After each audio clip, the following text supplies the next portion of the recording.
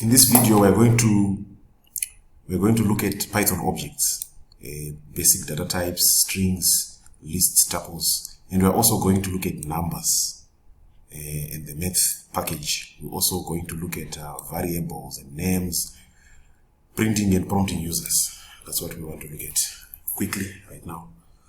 So, the first thing that we want to look at are the signs, the operators that we use for our mathematics. So for multiplication, we use this sign. Then for division,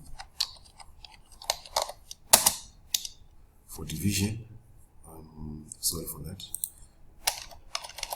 For division, we use the /. For exponentiation,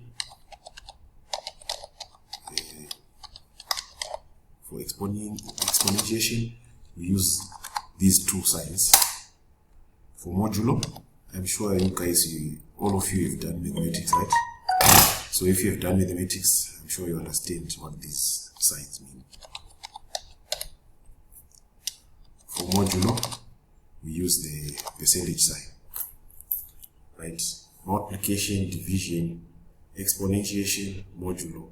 Those are the signs that we use. For addition, we use the plus sign. Subtraction, we use the minus sign. Right. Basically, those are the signs that we use. Right. Now we want to experiment with this using our numbers, right? So if you type in the numbers just as they are like this and just run it, since Python uses an interpreter, it will just interpret it as it is. The code is executed, we get 4 there. Then if we want to perform a division operation, 4 divided by 2. Wait like this. 2 to the power of 3. That's exponentiation. You should get 8 there. Right? And 5 modulo 2. We should get 1. Modulo, it simply means if we divide 5 by 2, what remainder are we going to end up with? That's the meaning of the modulo sign. Right? For example, if we change here, if we write 3, right? We get modulo 2, because 3 gets into 5, leaves a remainder of 2. So this is how you do this basic math. So now we want to look at the different types of numbers that we have in Python. We have what are integers. Integers are those numbers that do not have the fractional part, like 1, 2, 3. They are full numbers. Then floating point numbers, those are the numbers that have got a fractional part. Usually, we'll see in the next concepts that we're going to learn. We also have complex numbers. For all those who have done mathematics, I'm sure you have done complex numbers. You know what they are. The numbers that are real, and they have a real part and an imaginary part. We also have decimals, those having fixed precision, like 2.25, 2.36, right? Unlike floating point numbers, they can go as far as 2.35644, you see. We also have rational numbers, those having a numerator and a denominator. Then we also have sets. I'm sure everyone who has done mathematics at all level is covered sets at some point in time. I think in Form 1 or Form 2. These are abstraction of mathematical sets. So these are some of the operators that we're discussing. Right? So now we want to look at, not the math part. We want to look at the definition of variables. We want to look at variables. Right? A variable is a named memory location. That's the definition of a variable. A variable is So a variable is a named memory location, right? That's a variable for you. For example, in Python, you can declare a variable by assigning a value to it, right? For example, we have our variable is, let's say, is A. A is our variable A. A is equals to 9, right? So if A is equals to 9, we might want to print A to check. If you are printing a variable like this, A, if you look at the types of numbers that we have in Python, A is an integer, right? Because it doesn't have a fractional part. So if you run this, we can print A. A is not defined. I think we should do this. A is not defined. Oh, we should run it. We have not run it here. That's A. So in order to run A, you need to run the cell that initializes the variable and assigns a value to the variable. So this is an assignment operator because it assigns a value to this variable. 9 is being assigned to A. Then here we are now printing A. So you can also look at the type of variable that A is by using the keyword type. Then A. Right? You see, int means A is an integer. Simply means A is an integer. You can also assign another variable. A equals to 3.2, 3.5. Run it. Then you can look at the type of variable that B is. It's float, right? So this is how you assess the type of variable that we have. So a variable is a named memory location, and the primary purpose of a variable is to store values, just like we've seen here. A has got a location somewhere in the random access memory, and the value that has been assigned is 9. So the purpose of this variable is to store values. So 9 is the value that has been stored in our variable A, right? So on another note, everything in Python is an object, and an object has got 3 distinct characteristics. 3 distinct characteristics. So let's look at the 3 distinct characteristics of an object. The characteristics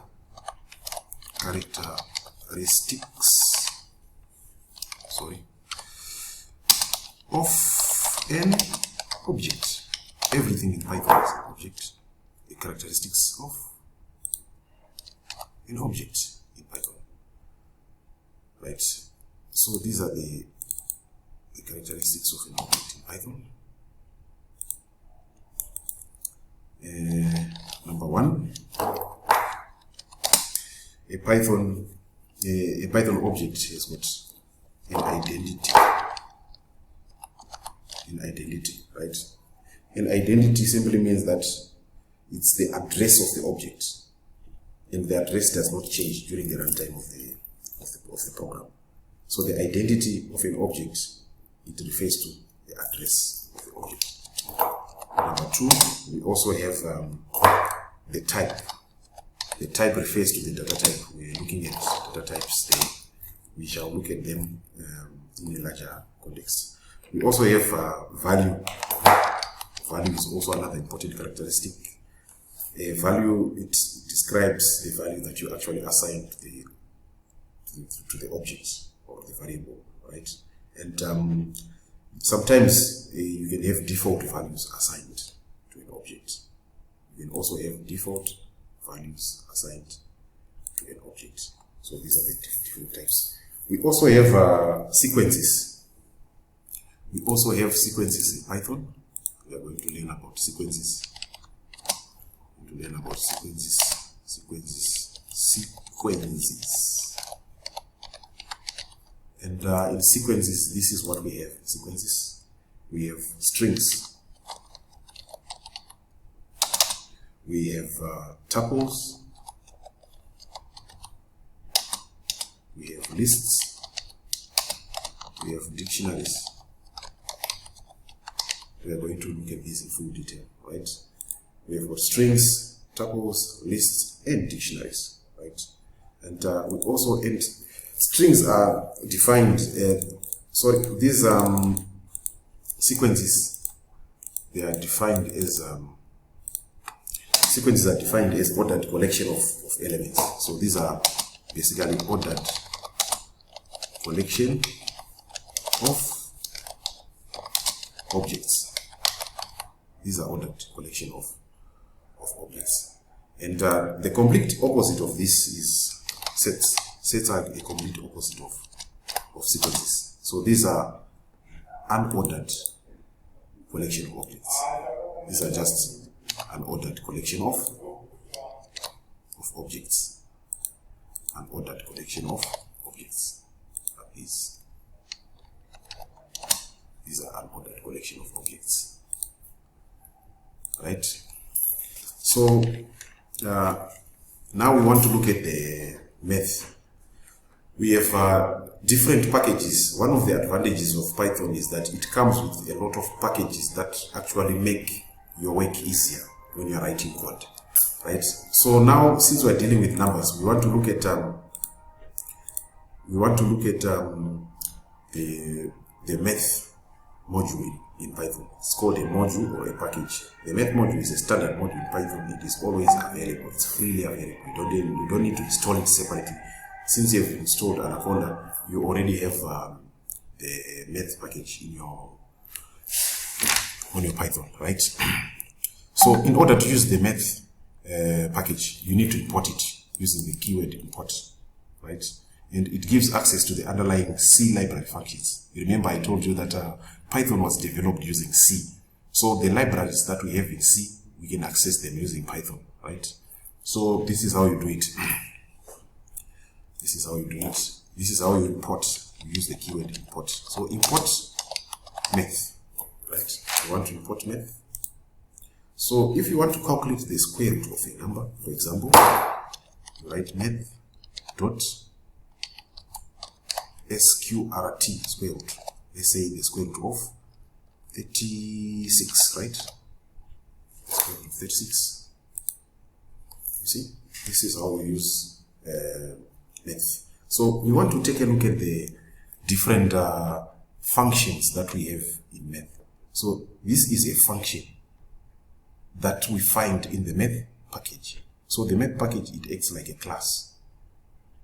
And within this class, we can access a function that we can use to calculate square root of numbers. And the function's name is sqrt.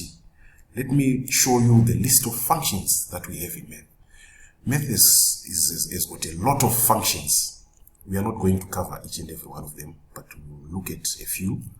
We basically have 44 functions in the math package, right? So the functions that we're going to look at in the math function are ceil, copy sign, factorial, and floor, right?